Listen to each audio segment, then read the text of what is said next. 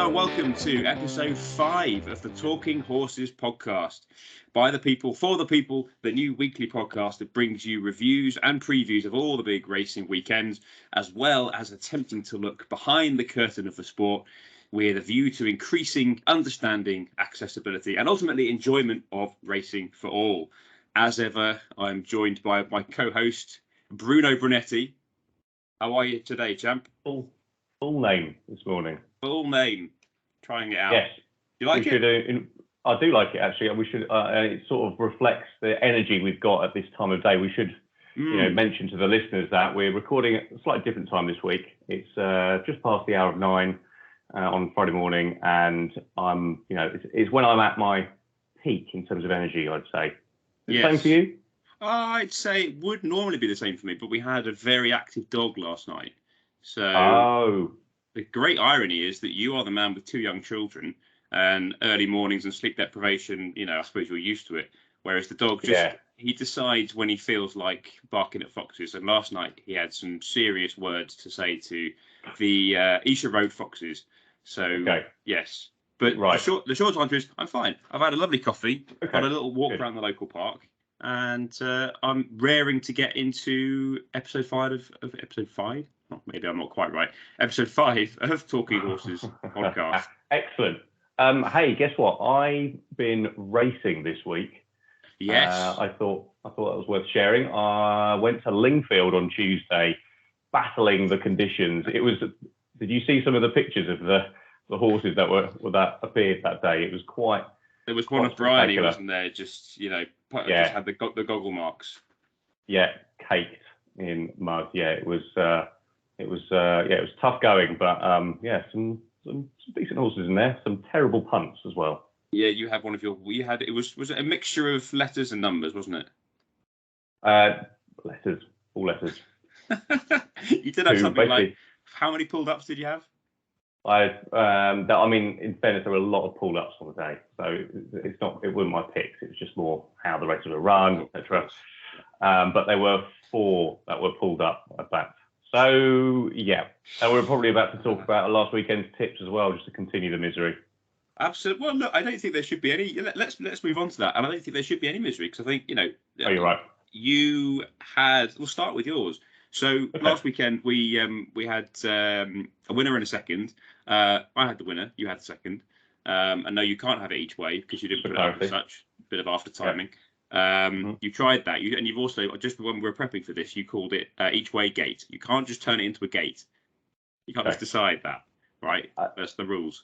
You have to call it up front. Look, it's definitely a learning. I think in future I will be 0.5 points each way on every selection going forward, regardless of the price. Absolutely, and I'll call you Bruno Hedge. Tell us about Champagne Platinum, because you gave the listeners and viewers of Talking Horses podcast a right run for their money with it. Well, I mean, you tipped it up at 6s. I think it went off at 16s. Yeah, it went off at 16s, which usually doesn't bode well. I kept checking it throughout Sunday morning to see it, and every time I checked it, it's gone out a further couple of points, and I thought, oh, here we go. There's something up here. I can't see why. But, and we're going to come back to this later, this is where you need to have conviction in your own point of view on a race. Because I could see the angles for the other horses. It was obviously a very competitive, Grand National trial. So there were however many runners, close to 20 runners in it.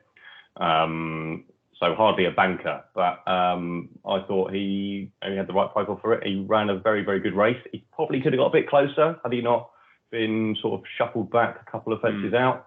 Definitely one to keep in mind. I'm not sure he's entered for the biggie, actually. I haven't checked, but it was a good run, so I was very happy with that.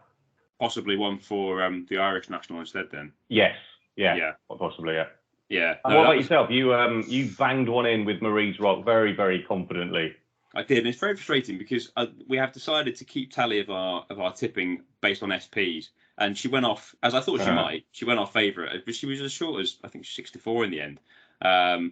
So I had nabbed a bit of 3-1 on the Thursday, which I was very happy with. Right. But I am very happy with her to the point that I like her even more going forward, which we're going to come on to. But that puts us after how many weeks have we been doing this? 3 weeks. That puts me at a profit to £1 level stake 0.50p and or minus 50p rather, and you are at -3, although you could quite easily have been what would it have been, +14. Yeah, it would have been game over, wouldn't it? So I'm glad for the contest. A long way back. Yeah, I'm pleased for the contest that Champagne Platinum didn't actually win. So we're still tight enough. And actually, we've had a few very kind bits of feedback from our avid listeners. I guess you clearly can have avid listeners after just 4 episodes. Yeah. But I noted that you were very keen on Edwardstone last week. So if anybody had followed your confidence there, then they would have been paid. I made a spectacular. I listened back to it. I made a spectacular case for I Like to Move It, and then back JPR won. So I Like to Move It didn't win, but he would have won if the race was 2 yards longer. But we'll come to that race anyway. But and then I wanted to ask you. You talked last week about Journey with Me. You were going to try and do what Ladbrokes wouldn't let you do with Sir Gerhard the week before, and back Journey with Me for that race last weekend and to win the Ballymore at Cheltenham. Did you manage to see Ladbrokes in a better mood? Sadly not. No, still no joy. I didn't make that much of an effort. I just bunged it into the app, and they would not provide the double. So I guess I could have called them up and gone in to a store and tried to get it, but it wasn't worth the hassle. There is a further point here about all this sort of betting review stuff that's going around at the moment that you and I were thinking about talking about in Deep Ground, and then thought that might just be a bit boring, or maybe just not what we're about. But there is a lot of talk about, and I've experienced this actually with bookmakers suddenly limiting bets to tiny stakes. So, for example, William Hill have now limited me to sort of nothing. I think the most I can put on is sort of, and it's an odd number, like 67p. So they've clearly got an algorithm. Now, I'm by no means a prolific winner with William Hill, so I can't think it's because they're trying to protect themselves. And even if I was, I think there are things with bookmakers at the moment that need some ironing out, and possibly that's one of them, because that is a bet that bookmakers would lay plenty of times. It's certainly not something that bookmakers don't lay. So why would you not be able to get on? It's two separate markets, so it's obviously should happen, shouldn't it? It just got confused with the same name twice, probably. Totally. I don't think bookmakers are covering themselves in glory at the moment. But anyway, let's go into some of the last weekend's racing. So I actually thought this was really good this weekend from a looking ahead perspective, as well as from a just in isolation perspective. So I'm going to kick off, look at I'm going to talk as loud and as long as possible as I can about Marie's Rock. But to the Warwick Mares Hurdle last weekend. So I'd heard plenty of nonsense beforehand about her needing cover from big fields, and but that completely ignored the obvious improvement that she's shown since stepping up in trip this season. And once again, she was able to quicken off a good pace and scoot clear in the end to win by a comfortable 3 lengths from the Dan Skelton horse from Getatonic. And it was a comfortable 3 lengths in the end. She showed that sort of turn of foot that I think those of us that remember her from her novice hurdling season will remember getting very excited about. And indeed, it was sort of based on that finishing speed that she was a favourite for the Mares Novices Hurdle. Was she favourite? I was about to ask. She was pretty short. Yeah, she went off favourite, did she? Yeah, well, no, she didn't run. Okay. She didn't run, but she got injured, and she was, I forget the price, but I was on her at a nice anti-post price, and then she got injured, much to my great dismay. But yeah, so, I think, and Nikki's come out and said since that they've always thought a huge amount about the horse. This is Nikki Henderson, by the way. We're on first name terms. So I was looking at her sort of form for the season. She ran really well in the Great Wood at Cheltenham last November, which is over 2 miles. But we now know that trip is too short. And that form, by the way, that Great Wood form is red hot. It's one of the things I love about just being interested in the horses, not necessarily just the punting, but it's just working out the form lines, and how I know that's something you and I talk about every day and send each other voice notes on. Yeah. The Great Wood form is anyone that's interested in studying form lines, go and have a look back at that race at Cheltenham in November, the 2 mile handicap hurdle on the Sunday of the international meeting. It is something to behold. So given all of that, and her recent form over the extended trip, I think she's a great shout in what looks a very open Mares Hurdle on the first day of the festival next month. Yeah, it is. So she's still available at 10s and 12s, and I have backed her this week at I think I got 12s. I think she's, for a trainer that knows a thing or two about having Cheltenham Festival winners, then I think that's a very good bet. And the last thing I'm going to say on this, and I'll let you get a word of edgeways. I thought Getatonic's good run is also noteworthy, as it adds some substance to the form of Hillcrest's Cheltenham win on New Year's Day, and he beat her by 13 lengths.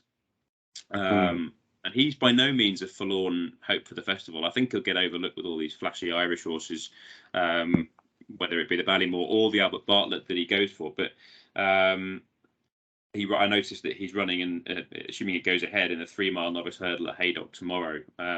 So that might imply that they're thinking about the longer trip for him. But I just thought that was, talking of form lines, that gave a nod to Hillcrest as well. Yeah, and he will be going under the radar because he fell, didn't he, pretty early on last time. In fact, wasn't that your first week one of the tipping challenge? He didn't fall. Someone fell in front of him. Unseated rider, but yes, he did. It was the bubble burst fairly early in that race. So I think for that reason he'll be overlooked, won't he, for tomorrow and beyond, maybe, depending on how tomorrow goes. So again, that's another thing that's worth looking at if you've got the time and the energy. Is okay if you see a letter by their name last time out, go and if you still like them, go and have a little look at how that race actually panned out, because obviously the visual story can be very different to just the form figures. So that's another case in point with Hillcrest. Absolutely. Do we want to say anything quickly about the just to finish off on Warwick, on the Kingmaker on Edwardstone? Very quickly. I thought it was a race that played out as expected. Third time lucky, settled as that was the question mark, wasn't it? Would he settle like he did last time? He settled pretty nicely. He had the pace in front of him, and actually the race panned out in his favour. It was kind of all set up for him to chase down Edwardstone turning in, and I thought that's what would happen as they turned in. Third time lucky was travelling pretty strongly. There was Tom Cannon was getting to work a little bit on Edwardstone, just pushing him along a little bit. But then at that critical moment, I think it was 3 out or 2 out when it really mattered, Edwardstone just nailed his jumps. So very accurate, very fast. Third time lucky's jumps weren't bad at all. No. I think just at that critical point, he was just the better horse. So the question now is it going to be different at Cheltenham in the Arkle, which Edwardstone's now favourite for? Not for me. For you? No, not for me. No, and not for most people by the sounds of various commentaries this week. Yeah. The only thing that Third Time Lucky has in his favour over the other kind of market rivals there is the Cheltenham form from earlier in the season, albeit not being a great deal.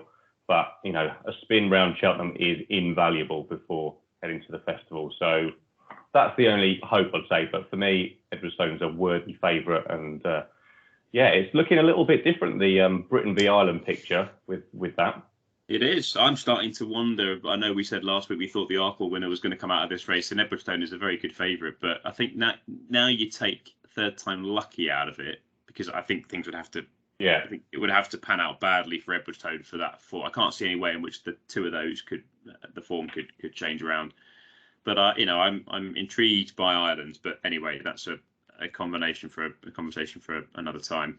Sure. In the interest of moving things along, so let's go to Newbury. There's a few interesting bits to chat through. Shall we start with? Let's start with Brave Man's Game. I mean, he was yet again very impressive, wasn't he? He was very, very impressive, and I just like the brave, excuse the pun, brave placement of the horse in a handicap at this point. 3 or 4 weeks out from Cheltenham. I thought that was not something you see a lot. A little bit old school, if anything, in the approach from Paul Nicholls. Yard also out of form. You probably have to say still a little bit lacking in form, despite him winning, and that further marks up that performance because it was very impressive. The jumping is just so good, isn't it? And it's so good to watch. And the new thing we saw, which you remarked upon, that I fully agree with, is that when there was a little mistake, or Harry Cobden asked him up over a fence and he sort of put down on him and put an extra stride in and lost a bit of momentum in doing so, he, after a few strides of getting pushed along, he was, comfortable again, and the race was kind of his to win again. So that was mightily impressive. I don't think I've really seen that this season anyway from Brave Man's Game. He's just been very slick. So when there is a little mistake, he can come back from that as well. So that's a new side to his game. So, absolutely. I'm excited about him taking on whoever it is he ends up taking on in the Brown Visory. Yeah, indeed. The time-honoured question now. Yeah, indeed. Now that jump you referenced was an interesting one because he absolutely flew it on the first circuit. And in the second circuit, I think Harry Cobden sort of said, "Okay, go and do the same thing." And the horse said, "No, let me." I think as Ruby described it, just leave me alone and let me do my own thing. But it was probably the first time you looked at him and thought, "Oh, he was just a little bit caught in between sort of two ideas." But as you say, it didn't seem to. He was able to regain his momentum very impressively. And I wanted to just touch on the fact that obviously it's an unconventional route to a festival Grade 1. So huge kudos to Paul Nicholls, who's probably one of the only trainers that would do that. Yeah. Put a Grade 1 horse in a handicap as a prep for a big Cheltenham target. So what I wanted to just have a quick look at, again, form lines. I'd noticed he was giving £16 to Pat's Fancy, who's been having a very good season. And the thing that really interests me here with the festival in mind is that Imperial Alcazar, who we've talked about a couple of episodes ago after his very impressive win at Cheltenham on Trials Day, was beaten by Pat's Fancy by 11 lengths when giving away £10 to the winner. Braveman's Game won by 3.5 lengths last Saturday, giving away £16 to the same horse. So you can see just on a simple form line like that, that certainly boosts Imperial Alcazar's form. And I watched the Chepstow race back where Pat's Fancy beat Imperial Alcazar. Imperial Alcazar was travelling like he was going to win and win well until he just clearly didn't stay from the sort of couple of fences out. And obviously he's bolted up since at Cheltenham. So I talked about him previously as being a serious contender for the plate on Thursday at Cheltenham, and I think this evidence and that line through Pat's Fancy definitely supports that view. I think he's not going to be off the low 150s in that, but I think he might well make up into a graded chaser in time. So that was just of interest to me from a form line perspective. Yeah, nice. Let's move on to anything you wanted to say specifically. I wasn't particularly enamoured with either the Dem and Chase or the Game Spirit, but did you have any thoughts on either of those? Very briefly on the Dem and Chase. I mean, Eldorado Allen sort of announced himself as a credible staying chaser now, which the Tizzards have a pretty decent pedigree in producing over the years. That was his first trip over that 3 miles. They just raced him sort of pretty freely. There was no holding up tactics, and he got the trip very, very comfortably. So I thought he was good. He's probably not top quality in terms of Gold Cup potential, but given that race is open, as we've said before on this podcast, then why wouldn't you? And Royal Pagaille also ran okay in second on ground that is, previously was suggested not to be his favoured ground. So I think that's an improved horse this season. Again, is it going to close the gap on the previous Gold Cup winners, for example? I don't think so. But a couple of extra furlongs in that race at Newbury, he probably would have actually taken it. Clan des Obeaux, a little bit sad to see. I don't know if this is the yard form again playing a part here, but possibly we're looking at a horse slightly on the decline now. He is 10. Like I say, the mitigating factors is that the yard's still struggling to form. So that was the Dem and Chase. And then the Game Spirit was, not deep in quality, shall we say. Another disappointment from Hitman, unfortunately, which disappoints me because I think there's a horse with a lot of potential there.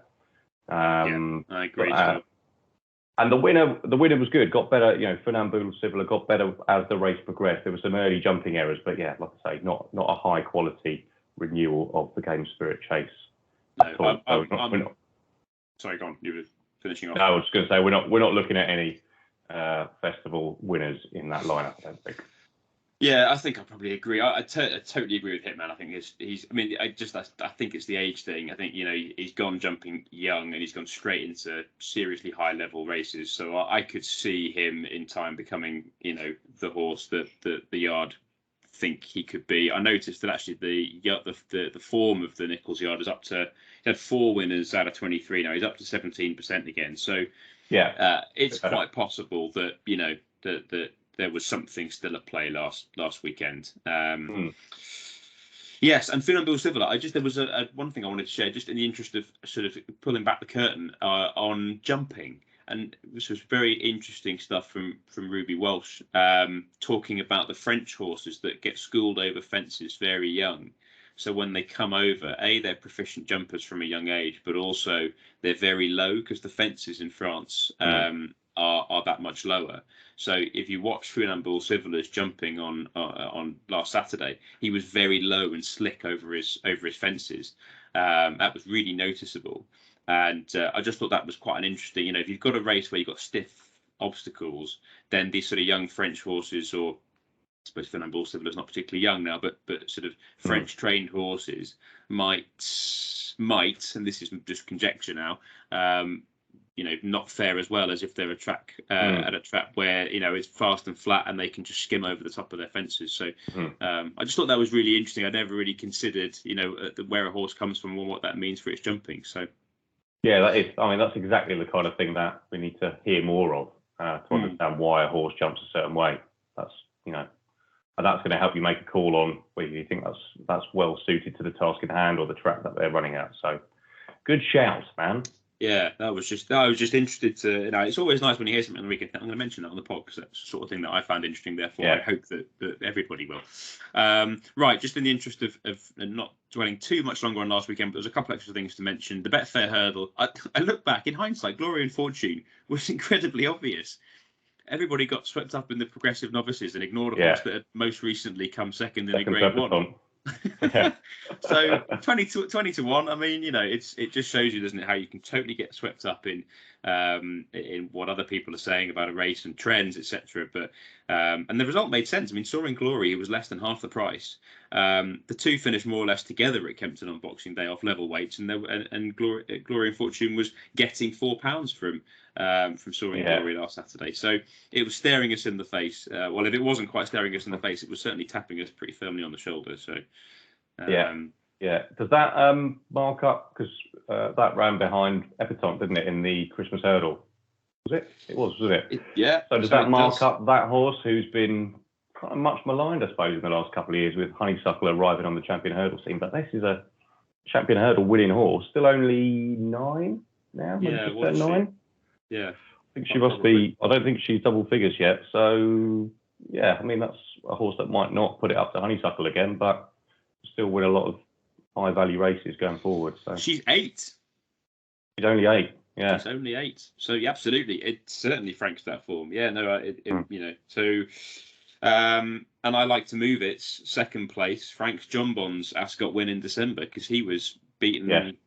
Multiple lengths back in 5th that day. So apparently I like to move it off to the Supreme next. I don't see him troubling the scorers in that, but it certainly just adds an extra bit of spice to what is already going to be maybe the race of the week in the first race at Cheltenham. Definitely. And the last thing on Newbury was the bumper. That looks like it was a good one. I think I mentioned last week, these bumpers often are at Newbury. Hullenbach and Rosy Red Rum were the two that I wanted to mention as the two to take out. Both came from well back when those up with the pace were otherwise those that did best. Rosy Red Rum was in receipt of £19 as a 4-year-old and as a mare. So that's worth noting. Top Dog, who was the winner, has been running in top bumpers this season and totally deserved to win. He was a silly price given the back form he showed last weekend. He also serves as an excellent yardstick for the best bumper horses in the UK, I think, with the champion bumper in mind. So Henri II, who was Paul Nicholls' horse, who beat him at Ascot last time, and I watched it back as a really game front-running performance. There's lots to like about that. And also Bonte, who beat Top Dog at Cheltenham in October. So Top Dog is 25s for the champion bumper. Henri II is 25s too. Bonte is 33s.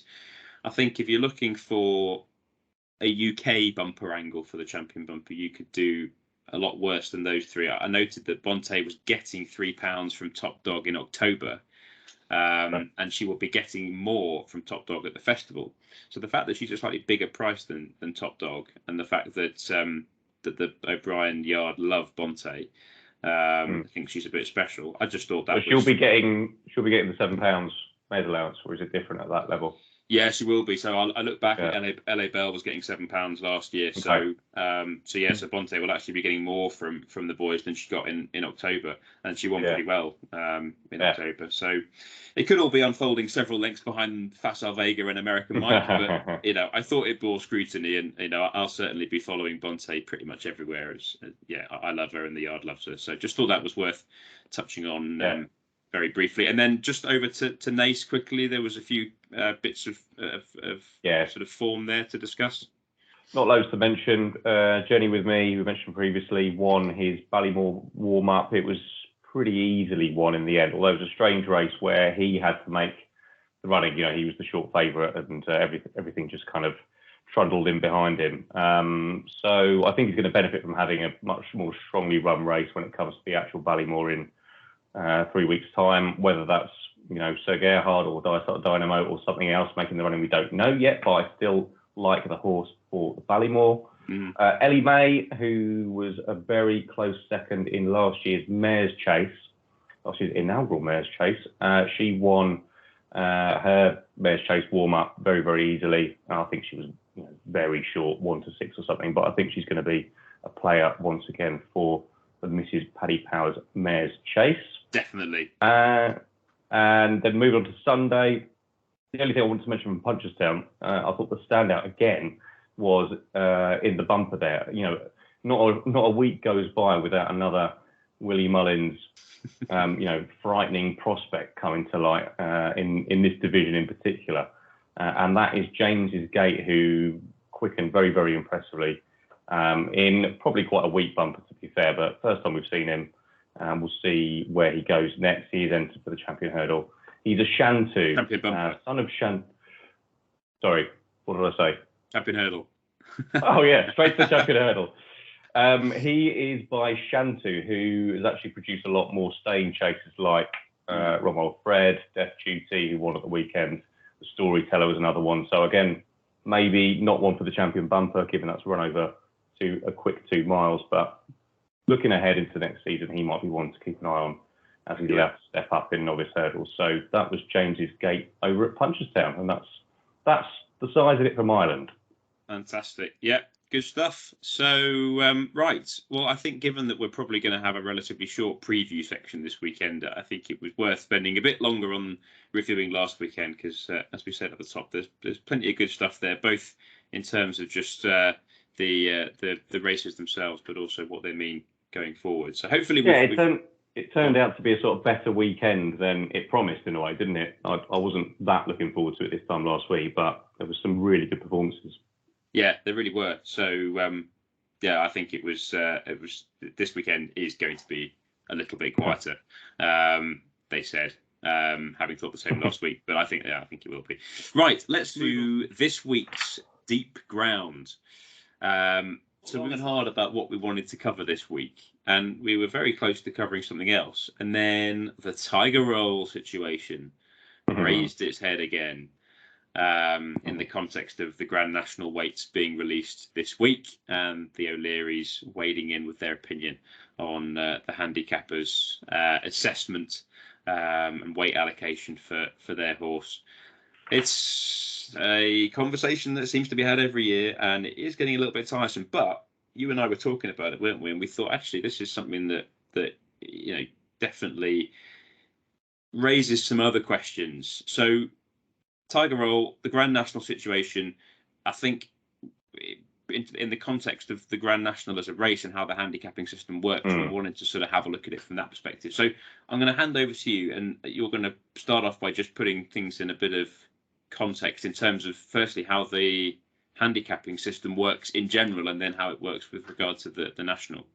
Yeah, exactly. And I think this is a huge part of racing that the layman and even people with 5-6 years racing kind of interest behind them don't really know enough about. So the handicap system, which is in place for the Grand National, is based on official ratings, which are defined by horse racing authorities, both in Britain and in Ireland. And you'll get a rating as a young horse once you've either won a race or you've run in 3 races. And that rating is based on a breadth of factors. So it might be, or it does include the race courses that horse has run at, the distance it's run at, the tempo of a race, the ground conditions of a race as well. And from all of that, the BHA in Britain and the IHRB in Ireland publish an official rating for that horse, and that gets updated, I think, on a weekly basis. And what that rating does for a young horse is allow it to qualify for a specific grade of race. So as that horse gets better and wins more races and gets a higher rating, the horse then becomes eligible for more valuable races and bigger prize money, right? So that all makes sense why there's a system like that in place. Now, when it comes to handicap races, these ratings are used to assign how much weight each horse is going to carry in that race, with the intention being that each horse has an equal chance of winning that handicap race, i.e. a higher rated horse carries more weight than the lower rated horse, okay? So it levels the playing field. The Grand National is probably the most famous example worldwide, certainly in national hunt racing terms, of a handicap race. But this is where it gets kind of interesting, I suppose, is the conditions for assigning weights for this race is a little bit different, and this is where it gets controversial in the eyes of Gigginstown Tiger Rolls owners.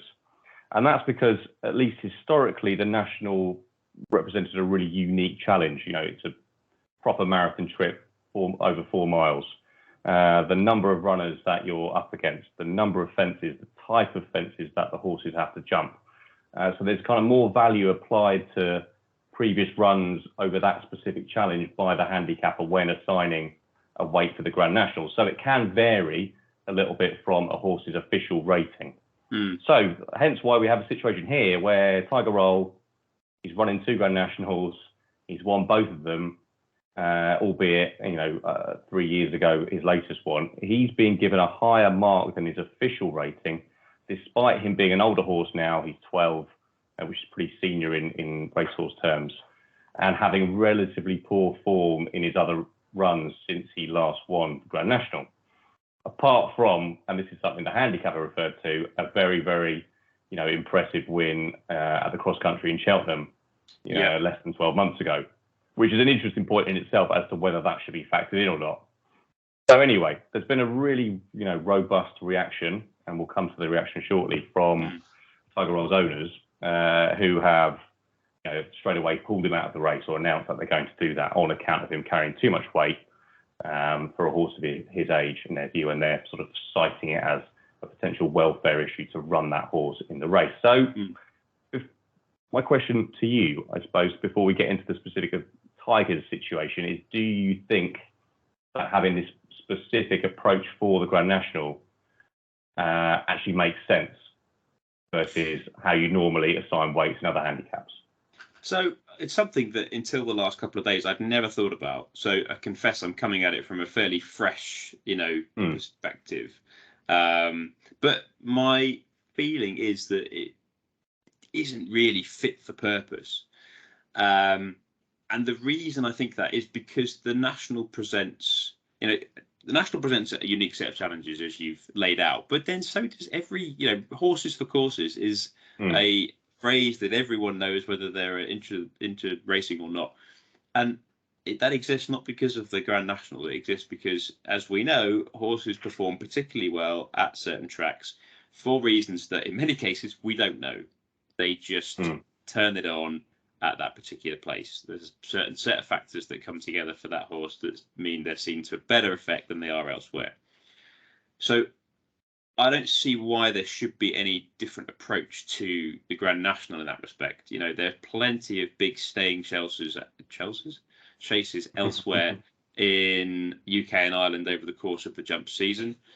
And the thing that maybe is the kicker here is if you win a Grand National, if you win any chase, or any race for that matter, to come back and do it the following year is always going to be tricky, particularly if it's a handicap, because you're doing it off a better weight. Potentially, if it's not a handicap, you might have won it the year before when not expected to win it. The following year, you are potentially more higher in the betting, expected to win it perhaps, and therefore you've got a target on your back.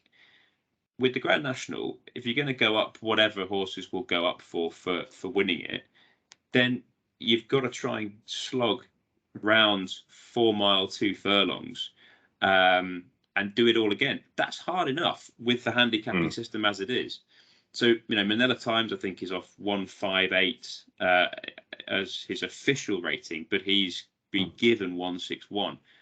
Tell me why he deserves an extra £3 for what he's already been given just for winning the race. I don't understand that. So I think and there's no in between form, based on what he's done since then, to suggest that he's even better than he was at that point. So it's that's nonsensical to me. Yeah, and you had the point then that, as we talked about a few weeks ago, our trainers at liberty to exploit the handicap system for the benefit of their horses' chances, and we said, well, yeah, of course they are. That's what happens day in, day out, and that's part of the fun of the sport. But you were saying, well, what's the trainer supposed to do if it matters what they do at Cheltenham? Do they have to go and run a crap race in the Beecher or something just to try and get their handicap marked down? I mean, that doesn't make any sense, does it? No, it doesn't. It really doesn't. I think just to add a positive spin to this, if we think about how Tiger Roll winning 2 consecutive Grand Nationals is actually incredible feat, given everything we've just talked about. He was up £6, I think, from the previous year, and he won very, very easily that second time round. How good was that? Now, I think there's 2 parts to this argument. One where we've discussed whether that's the right approach, and maybe we'll come back to how can that system be adapted, or at least maybe communicated better. Because let's stick on that actually, because one thing that bothers me about the reaction to not just Tiger Roll's weight, but some of the other horses in there, and there's a degree of surprise everywhere. Everyone's surprised by these weights. Why is it a surprise to people? There are plans for these horses to run in the Grand National that are probably made a year out, if not longer. And then 2 months ahead of the race being run, Henry de Bromhead's surprised about how much Manila Times has gone up. Should there not be more steps kind of in place to communicate to trainers, okay, this is where we feel, as the handicapper, this is where we feel your horse is going to be rated at in November before the National. Then you follow up with another update. I don't know. I'm just kind of spitballing really on what could happen, but there's all this surprise around, and that kind of instigated quite an aggressive reaction from the outspoken Michael O'Leary of Ryanair fame in regards to Tiger Roll. So do you think there's a case for adapting the system, maybe not kind of unifying it to the current handicap system, but having some sort of a different approach in place for the National now? Well, I mean, firstly, to your point about trainers, I think they've all, a part of being a jumps trainer is being very well versed in a look of surprise when your horse gets given a handicap rating. So, I don't think for one second that they're as surprised as they make out they are. Particularly because they know how the handicapping system works. But yeah, well, look, as far as I can see, I don't see any reason why there needs to be any sort of different handicapping system whatsoever. The existing system that's in place works. It factors in everything already. I don't see why you need to then have discretionary weights added to that.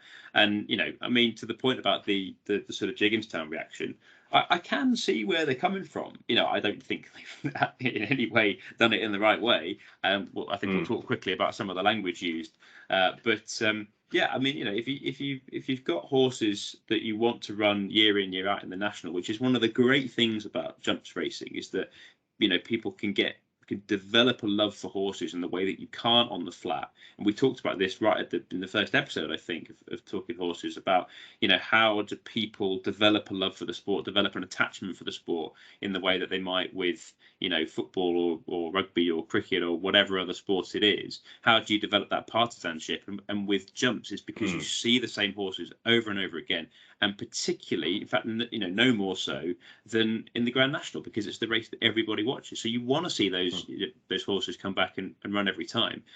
So why make it harder for those horses to have a chance of winning, and why make it harder for those trainers to justify putting those horses back in the race year after year?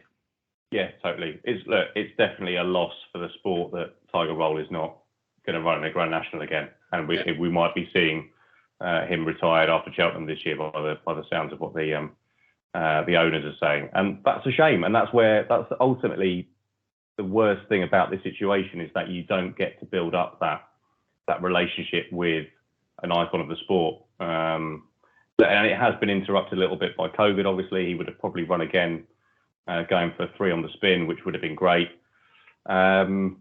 So yeah, that's the disappointing thing. In terms of the tone of the reaction, I think it's worth us just getting into that a little bit, because yes, there are some merits to their argument, but the words that were chosen for the statement that was made by Gigginstown, I thought were a huge overreaction, quite dangerous actually in some ways. And I'll probably throw it over to you to talk about the welfare side. Yeah. And it did feel really predetermined. You know, only a matter of hours passed before a very, very long statement with probably some well thought out insults were put into it. And I question whether they really, you know, what weight would have been appropriate for Tiger Roll. Would they have actually been happy with the official rating, and would they have run him? I question whether they were actually going to run the horse, given the age profile. And the point we've both talked about is, you know, they're the owners. Those are the conditions. It's up to them whether they feel that's right for the horse. They obviously don't feel it's right, and they're going to take him out, and that's, you know, probably the right call. The horse doesn't owe anything to the sport, to its owners. No. It's been an incredible servant. So in a way, that's almost the best result in that sense, in that the horse is looked after. But there was a tone to the language around welfare and whether the handicapper is having an impact on, you know, the risk of a horse running a race. And I thought that was a dangerous road to go down. What did you make of it? Well, I'd like to think that Michael O'Leary is putting his own reputation on the line for the good of the sport in making a point around this Grand National handicapping system. I'm probably being a bit generous with that. But yes, you know, aside from what I feel about the merits of the argument that the rating the Tiger's been given is fair, I think what is dangerous, you alluded to that, to it very much being that, is when you talk about welfare in the context of horse racing. You know, welfare is a very hot topic, and it's a very inflammatory topic, and it's one that can get racing on the back pages for the wrong reasons. And what we're talking about here is not an issue of horse welfare in the context that the wider public would see it. If the wider public sees horse welfare anyway, they're going to straight away go to something that they, you know, that panorama show with the abattoirs, or they're going to go to, you know, something about maltreatment. They're going to go to the Sir Mark Todd stuff that's come out the last few days about whipping the horse with a stick. They're going to go to all of these things where animal cruelty is the crux of the argument. I think the point about welfare is an accurate one, in as far as if you've got a horse that is getting on in years, you're asking them to do this marathon trip, which has bottomed plenty of horses out over the years. I mean, you only have to look back at one for Arthur, who was never the same horse after winning the Grand National, as a relatively young horse too.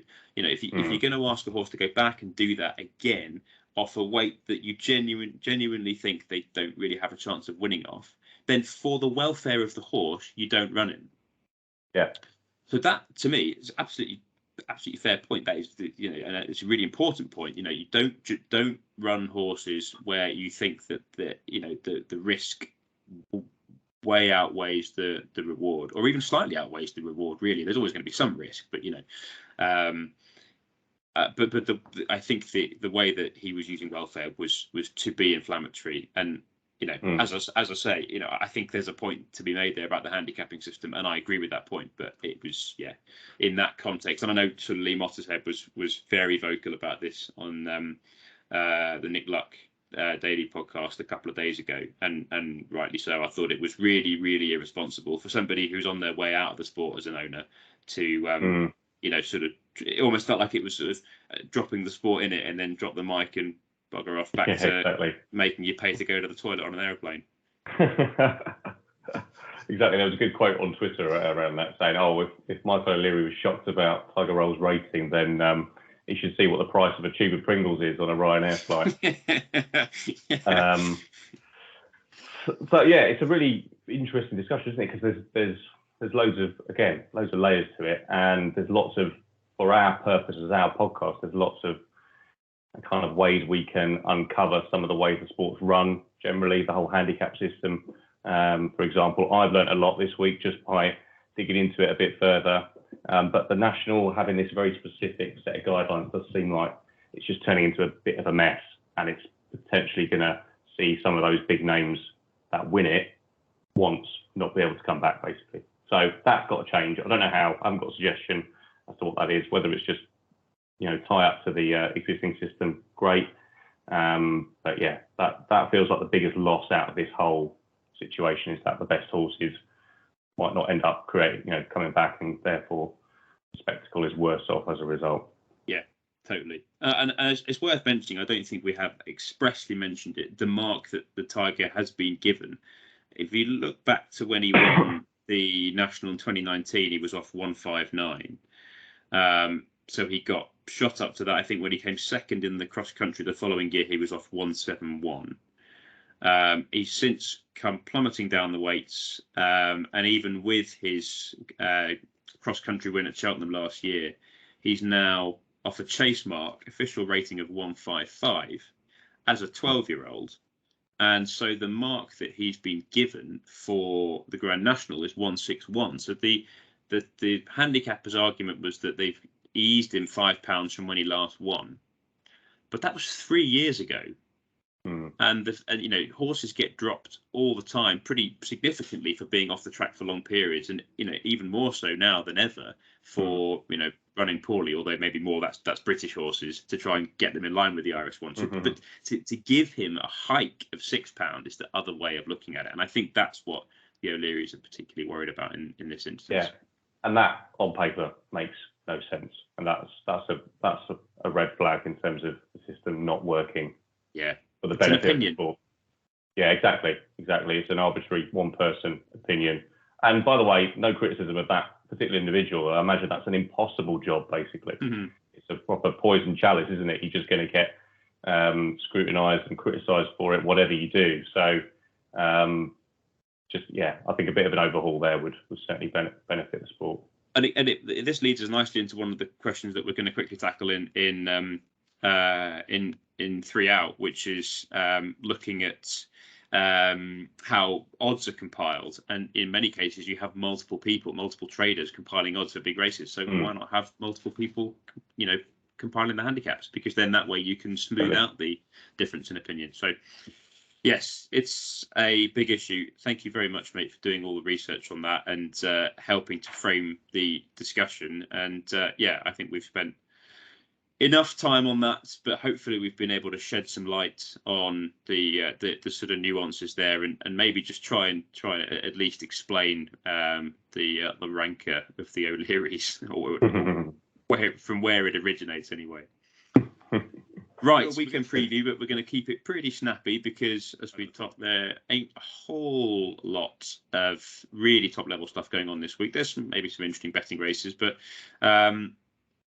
if we start with Ascot, we've got the Reynoldstowns, the 3 mile novice chase at Ascot, which is historically has actually been quite a nice pointer for the 3 mile novice chase at the festival, what is now the Brown Advisory.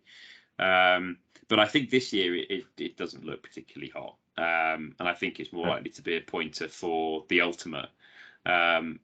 And interestingly, because I've had Does He Know and Corach Rambler on I think we've both had those two on our shortlist for a while. So to me, I'm looking at this race in the context of what happens next. So if Does He Know wins, he's probably into the early 150s, from which plenty have been competitive in the Ultima in recent years.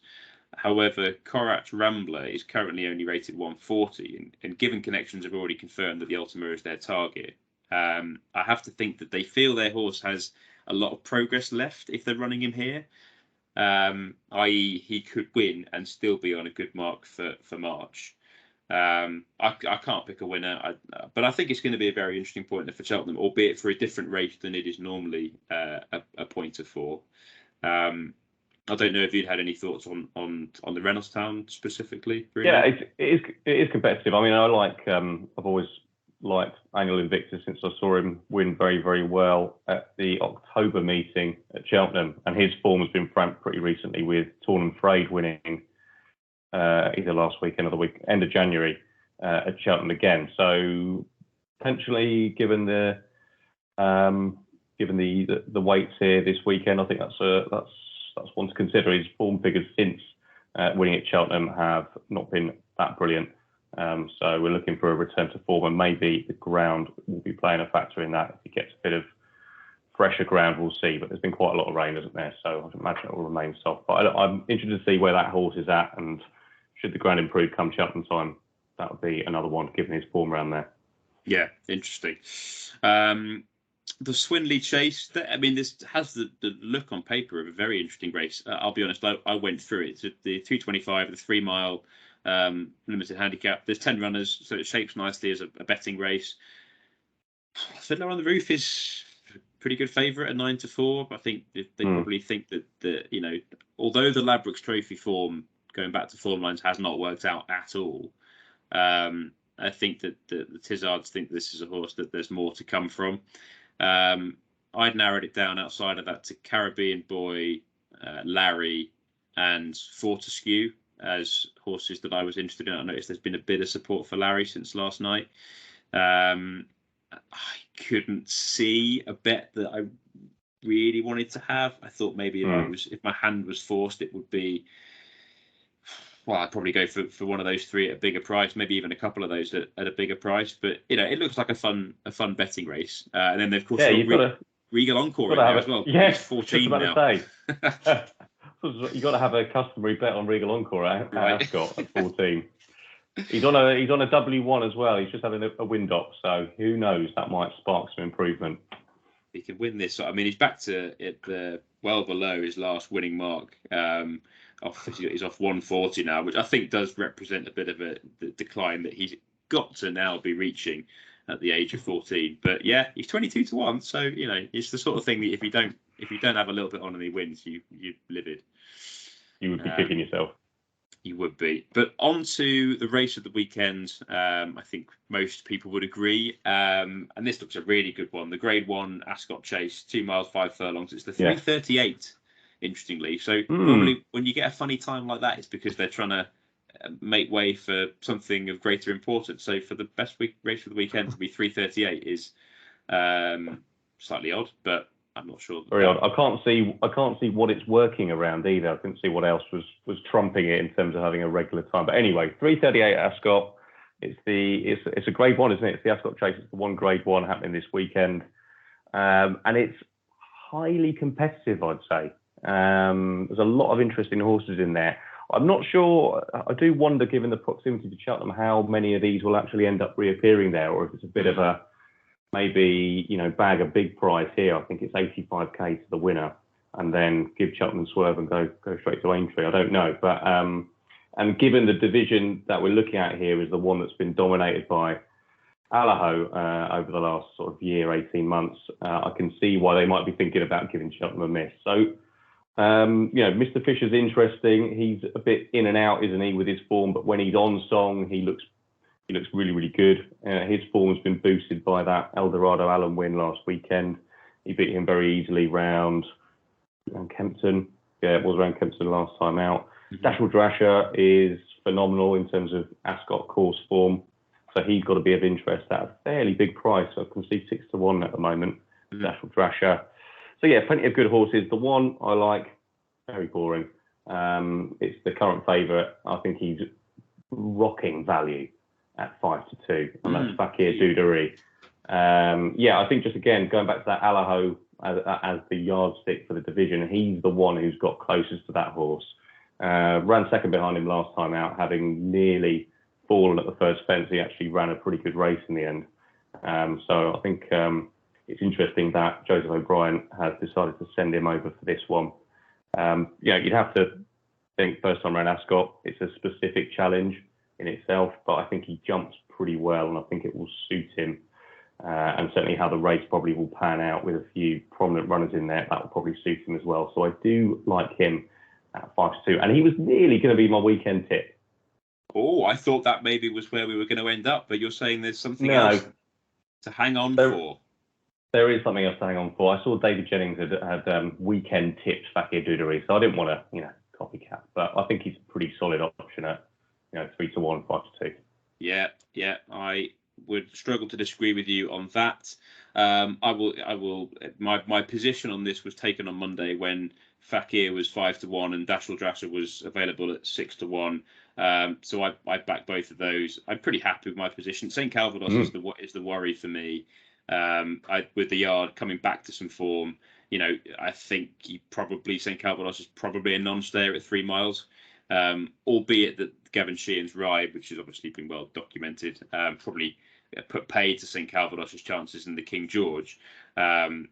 Perhaps the best of his form has come over slightly shorter. So he's got a W2 next to his name. He's interesting, but it is competitive. It is competitive, definitely. So yeah, it looks a very good race. I think a good renewal of the Ascot Chase. And I agree with you with regard to Cheltenham. I'm not sure this race is ever a particularly good pointer for the festival. So. So yeah, I think you're spot on there. So I think with Haydock, I'm almost loath to discuss it because I have my doubts over whether it's actually going to go ahead. The weather up there, it's already heavy ground, and they've had. I think they're going to have plenty more rain before racing starts tomorrow. So is it even worth us talking about it? I'm going to have a look at the forecast as we're going. I've not even had a look at the card because I'm pretty confident that Eunice is going to deal with that one and call that one off. So excellent. All right. Well, I think we're probably in agreement there. And to be honest, there wasn't a huge amount of interest that I had up there anyway. So thank you, Eunice. You saved us some time. But the one race that I did want to talk about away from Ascot this weekend in the UK, anyway, it was the Kingwell at Wincanton. It's one of the better races that they hold over the course of their season. So it's the 2 mile hurdle. And it sees Goshen and Adagio go head to head. Now, my position on this is that, as I might have mentioned before, I can't remember, I really like Adagio for the champion hurdle each way. I'm on him at a relatively big price. He was second in the Great Wood off top weight, which as a 4-year-old was amazing. And I think that triumph form from last season continues to work out really well indeed. So I fully expect him to beat the headbanger that is Goshen. I can't believe the prices at the moment. I'm not suggesting necessarily that Adagio is a bet at something like 11-8. He was 5-2 earlier in the week, and I'm livid that I didn't take advantage of that.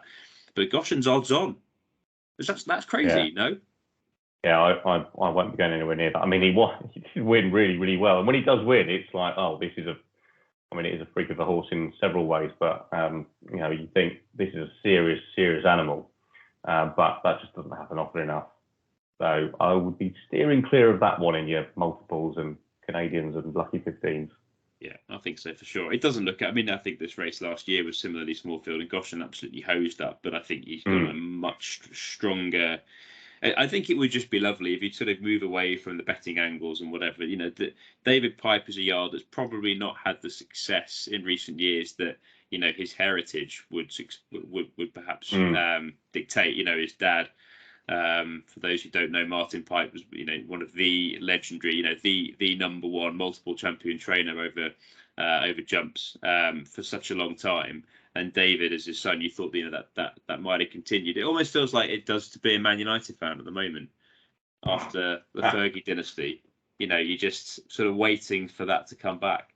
But I think in Adagio they've got a really exciting horse, and all of that form that we've just talked about, suggests that this is a horse that might not beat Honeysuckle. But look, if Honeysuckle, if anything happened to her before the race, then he'd be significantly shorter. And I think as an each way proposition, people are talking about the likes of Calixios and T. Hooper. Well, you'd have to put Adagio into that conversation too. So it'd be really nice for David Pipe to have a horse of this caliber actually go on to achieve what he is looking at this stage anyway, capable of achieving.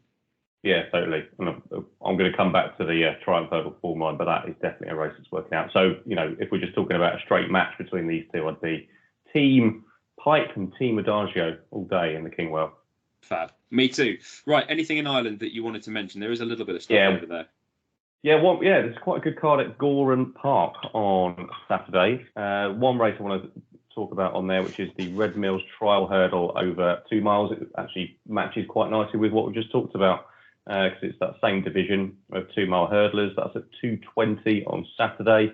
Really interesting mix of horses here, from juveniles like the Tide Turns, who ran a pretty good race at the Dublin Racing Festival, to 5-year-olds, last year juveniles like Quilixios and T Hoopu reopposing this. And then you've got more seasoned graded performers running in this as well. So the likes of Saldier and Durasso, who have both had kind of actually a bit of a resurgence in form, both in different ways this season.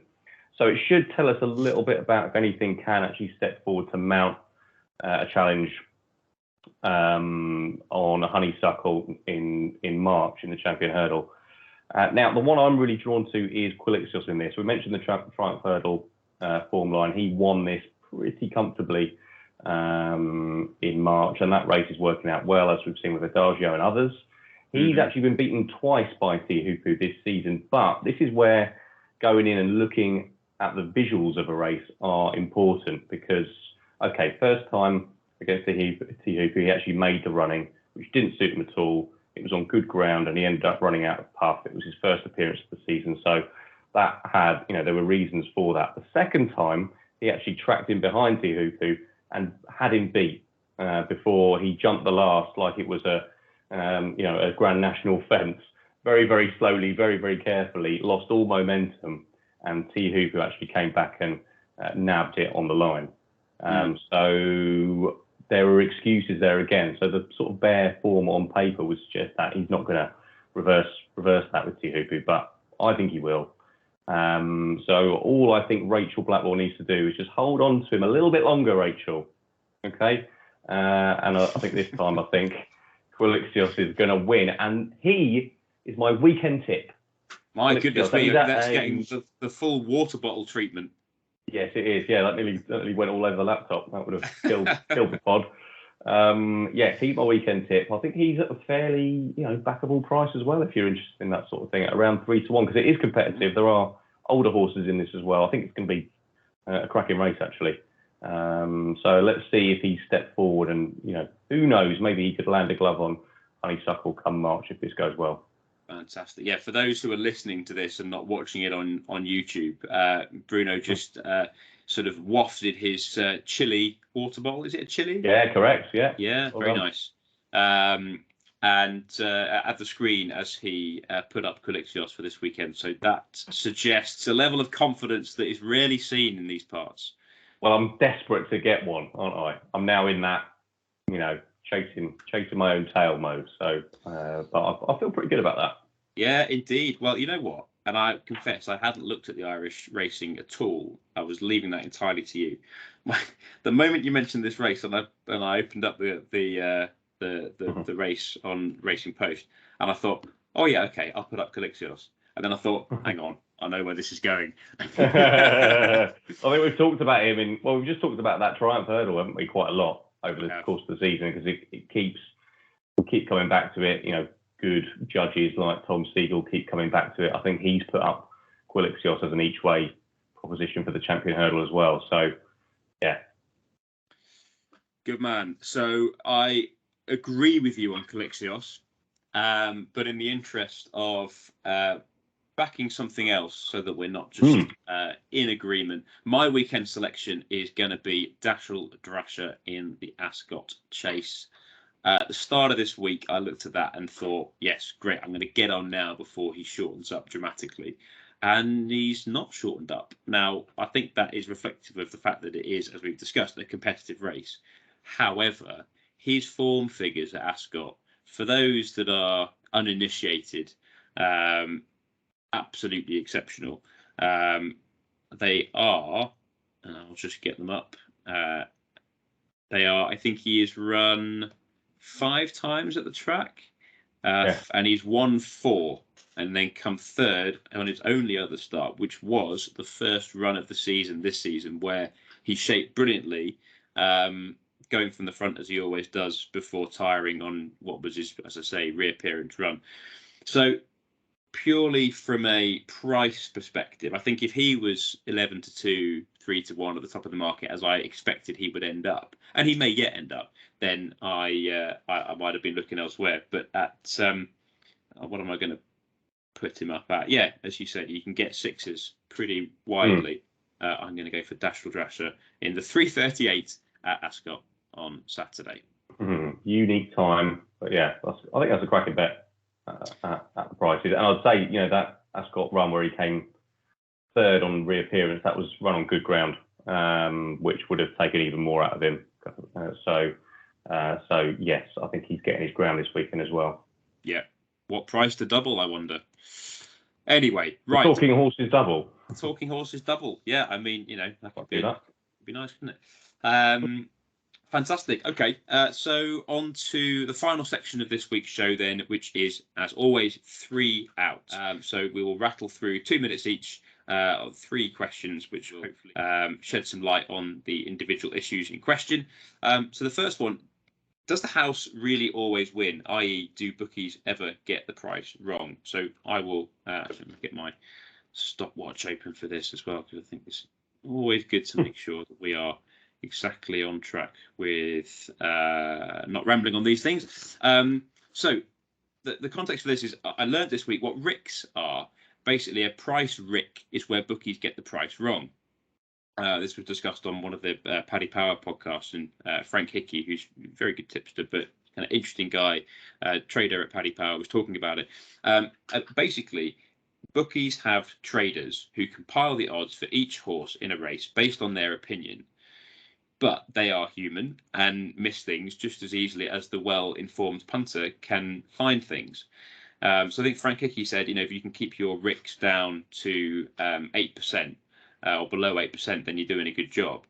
So that, implies that if you see a price that you think is wrong and you can see a really strong case for a horse, much like I've just done with Dashful Drasher, then don't be led by the market. And you can certainly get an advantage over the bookie. I just thought it was an interesting way of looking at it. I don't know, Bruno, if you'd have any thoughts on that. Yeah, just personal perspective on how you approach race. We referenced it right at the start with my fantastic Champagne Platinum tip. But historically, if I'd seen that drift before actually placing a bet or making a selection, that would put me off, because it must mean something. There's a piece of information that I've missed. The bookie, regardless of whether a load of money has come for another horse which has shifted the market, I'm put off by that. So I guess it's about that conviction in your own opinion. And again, you're just dealing with another human, albeit somebody who's working on this day and night at the other end of the sort of betting exchange, if you will. And that's it. So just sort of trust your own judgment, find an angle and feel confident about it. If you don't feel confident about it, don't make that selection. So that's kind of how I approach these things and try and avoid any exterior noise. And there's lots of it. There's obviously people like me and you trying to convince people that this is a good bet and this is a good horse and whatever. But try and ignore that and keep that out. And it's something, again, in that a great piece that Matty Plale did with Tom Siegel during the week, who is obviously a well-known tipster. He referenced the same thing. Just keep the noise out. Focus on, and then you've only got yourself to blame in a way, rather than feeling bitter about something somebody's told you. Yeah. So that's my approach. It's not exactly about RICs and what you've explained, but that's how I'd go into, that kind of conundrum. Yeah, makes sense. But then if you've done all that research and you've said to yourself, this is a good case, and then you look it up and they're 10 to 1 and you think they might be 5 to 1, don't let that put you off, because it's quite possible that you've seen something that a bookie hasn't. Completely. So the next question, I think I'll hand this one to you, Bruno, to kick off with, if you're happy with that. The Grand National is a compressed handicap. This is something that gets talked about a lot, but it very rarely gets explained. What does that mean? That means, Ben, that the weights that are distributed are within a certain range, okay, which wasn't historically the case in the Grand National, or probably in handicaps in many decades gone by, whereby your rating given to you by the horse racing authority that you're subjected to equates to a certain weight. So you'd have in historic Grand Nationals horses carrying several stone more than the bottom weight, based purely on the ratings. Now, what they've done in the last 20, I think 2001, they brought in compressed weights in the Grand National, whereby a strict range of weights is distributed to all the horses that run, ranging from 11 stone 10 at the top, that's the heaviest weight you can carry, down to 10 stone 0 at the bottom, I believe. So that means 10 stone 2, yeah, sorry, it's narrower than your average handicap. So that means that regardless of, you know, how low you are in the ratings, you have to carry at least 10 stone 2. Now, the benefit of that is that you have the higher rated and therefore higher quality horses, I guess, more incentivized to run in this great race because they're not feeling like they're carrying several stone, you know, ridiculous amounts of weight around a marathon trip. So that's a great benefit to having this compressed weight scenario. And that's why there's often a lot of, you know, after this week we've had where Tiger Roll's weights have been announced and everybody's weights have been announced, there's a little bit of jiggery-pokery still to happen on what actual weight they'll run off on. So that's what a compressed weight handicap looks like. The Grand National is one of those. And what it's done is it's spawned actually a lot more sort of higher rated winners in the last 20 years since that's been introduced, which can only be a good thing, I think. So you've got a lot more horses carrying 11 stone or more who are now winning this. So yes, that's a bit of jargon busting there. Jargon well busted. Thank you very much. And we'll stick on the Grand National theme for our last question, which is obviously the Grand National weights were released this week. Bruno, who do you fancy at this admittedly very early stage? Yeah, I like Farclas in the same colours as Tiger Roll for the same ownership and kind of following the same path because like Tiger Roll, Farclas was a former Triumph Hurdle winner at the Cheltenham Festival. That suggests he's got that little bit of class that you now need and can have coming into a race like this thanks to the compressed weight system. He ran in this last year as a 7-year-old, which is the youngest age you can actually run in a Grand National. Also found that out this week. And he ran a belter, finished 5th. Since then, he ran well behind Run Wild Fred in the Troy Town Chase, which is a high quality 3-mile chase. That was back in November. He's only up £6 for this year's race, which I think is more than manageable for a horse that's now, still progressing, still on that kind of upward curve. He's been very, very lightly campaigned this time around as well. He'd run a lot before the Grand National last season. So that suggests that he's being kept back for this, for a real proper tilt of this. So Farclas is the one. I think you can get around 25 to 1 at the moment for that selection. Good man. And yourself? Yeah, well, he was very interesting. I backed Farclas last year, and he finished, as you said, 5th, wasn't it? So, and I remember thinking he's a young horse that could come back and do this again. There's 2 that I liked. One at a bigger price, one at a shorter price. Let's start with the bigger price. So Chris's Dream is very interesting. His rating is £2 lower than last year. I think I'm just checking now because I'm looking at the official rating. Yeah, he'll run off a mark £2 lower than last year when he was travelling really well before unseating 4 outs. He's then come back and raced at I think it was December. I forget the name of the race now. What's the name of the race over the national fences? The many clouds. Is it the Beecher? Oh, the Beecher. The Beecher. And he was again under John Joe this time. John Joe Jr. was travelling well. He'd been well supported for the race, and I think he unseated at the canal turn. And John Joe punched the ground afterwards, implying that I think and that was carrying 11 stone 12. So I think Chris's Dream has got a much better chance than his current. I'm looking at 50s and 40s available than that would imply. And then the other one, which is perhaps a bit more left field, but the horse is a lot shorter in the betting, is Enjoy Dalen.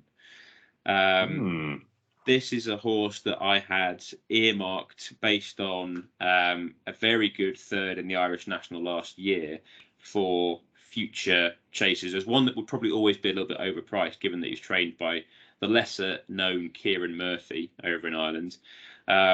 He ran a brilliant 3rd behind Schoolboy Hours over a trip that's probably a little bit too short in the Paddy Power at Leopardstown at Christmas. And then was actually quite well backed for the 3-mile handicap hurdle in February or in the Dublin Racing Festival a couple of weeks ago. And again, it probably just wasn't enough of a test for him. So he is around 20-1. I would have those two on my radar at this stage. Nice. I definitely like that Chris's Dream. I didn't realise he was as big as that, because, yeah, that's tempting. It does just feel like, just have a little nibble on that, and come the day, if he's 14, 12-1, something like that, then you're sitting on a very nice bet. Right, that brings us to the end of yet another episode. So thank you, as always, everybody, for tuning in and listening or watching. Remember that you can access the pod through all your favourite podcast platforms: Apple, Google, Spotify, etc. And you can also find us on YouTube.